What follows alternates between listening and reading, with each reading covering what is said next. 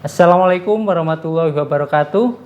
Hai Sobat Sehat RSUMM, saya Dr. Dedi Irawan, spesialis jantung dan pembuluh darah di RSUMM.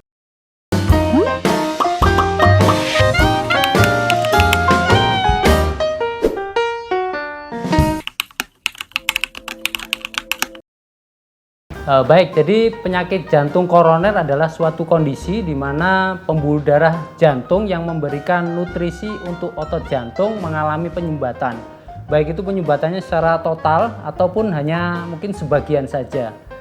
Penyebab dari sumbatan ini adalah plak kolesterol. Bisa diibaratkan misalnya kita melihat selang, pembuluh darahnya adalah selang di mana terbentuk kerak di selang itu, sehingga menyebabkan aliran air akan tidak lancar ataupun berhenti total.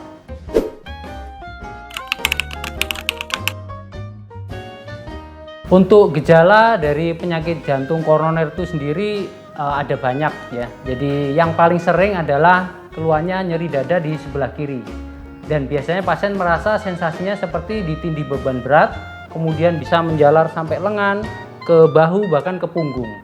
Biasanya disertai dengan keluhan pasien mengeluh sesak nafas, kemudian keringat dingin, bisa disertai juga dengan mual muntah dan bahkan yang beberapa kondisi pasien bisa pingsan.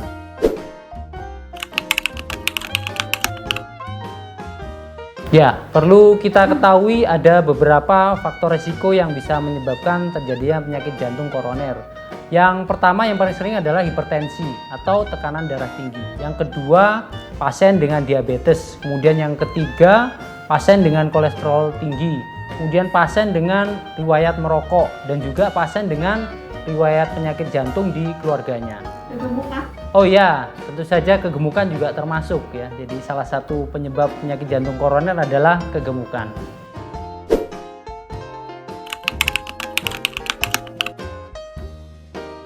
Ya, pada prinsipnya penanganan penyakit jantung koroner ada dua. Jadi yang pertama dengan obat-obatan, kemudian yang kedua dilakukan tindakan atau intervensi. Biasanya akan diberikan obat-obatan untuk anti nyeri dada, kemudian anti pembekuan darah dan juga untuk penurun kolesterol. Sedangkan untuk tindakan ada dua. Yang pertama dilakukan pemasangan ring atau stent di pembuluh darah jantung. Kemudian yang kedua dilakukan operasi bypass jantung.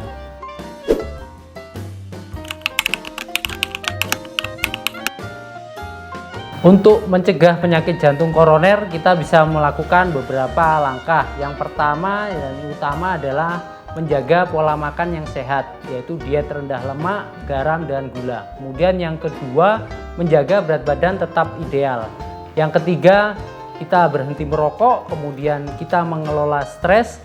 Dan yang berikutnya adalah kita kendalikan faktor risiko yang ada pada diri kita, misalnya hipertensi atau diabetes. Dan tidak lupa harus olahraga secara rutin 3 kali sampai 5 kali dalam 1 minggu. Nah, Sobat Sehat RSUMM, itu tadi penjelasan seputar penyakit jantung koroner. Tetap jaga kesehatan, sampai ketemu di Sapa Sehat yang berikutnya. Wassalamualaikum warahmatullahi wabarakatuh.